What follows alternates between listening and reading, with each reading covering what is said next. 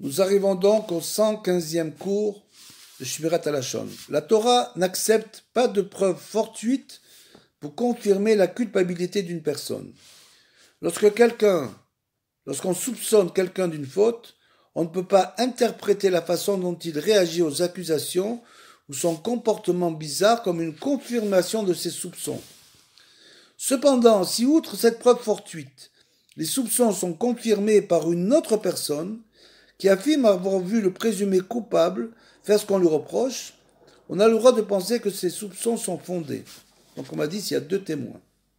On a néanmoins l'obligation de juger favorablement la personne, dans la mesure du possible. On doit essayer de comprendre ses motifs et de ne pas s'empresser de la condamner. En outre, on ne peut pas transmettre cette information à d'autres que si toutes les conditions nécessaires sont remplies, comme on l'expliquait auparavant. L'auteur du Sefer Haredim écrit « Lorsqu'on m'insulte ou qu'on m'humilie en public, je me représente l'image d'une balance. Sur un plateau se trouvent mes fautes, sur l'autre les insultes et les humiliations que je subis. Le plateau portant mes fautes s'incline dangereusement.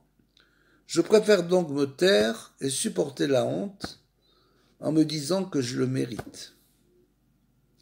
Et c'est ce que je fais toutes les fois qu'on me met dans l'embarras par des paroles ou par des actes. »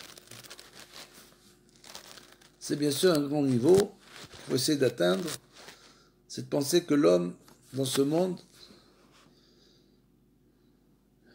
il a toujours encore des fautes à se faire pardonner. Comme le dit Rabbi Nathan, tout le monde croit avoir fait kapara des fautes.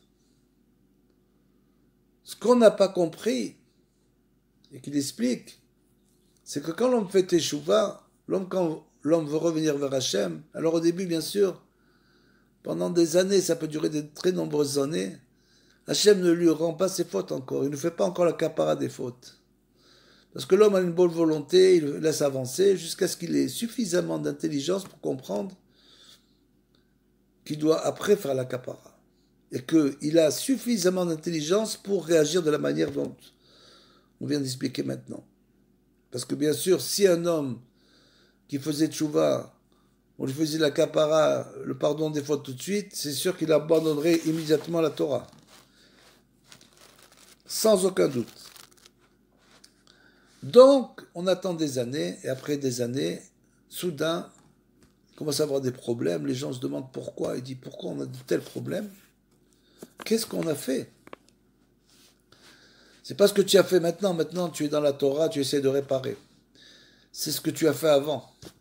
Donc, c'est pour cela que quelquefois, on se trouve dans des situations difficiles, des gens qui nous parlent d'une manière, on ne comprend pas pourquoi cette personne, d'un coup, commence à s'acharner sur nous, on n'a rien fait, et c'est justement parce qu'Hachem veut faire le pardon des fautes.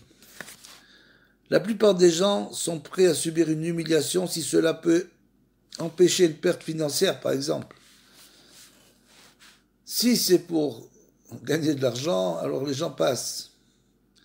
On le voit bien lorsque leurs biens sont menacés par le feu, par d'autres calamités. Ne faudrait-il pas, à plus forte raison, préférer l'humiliation afin de sauver notre âme? Nous dit le Chafetz Chaim.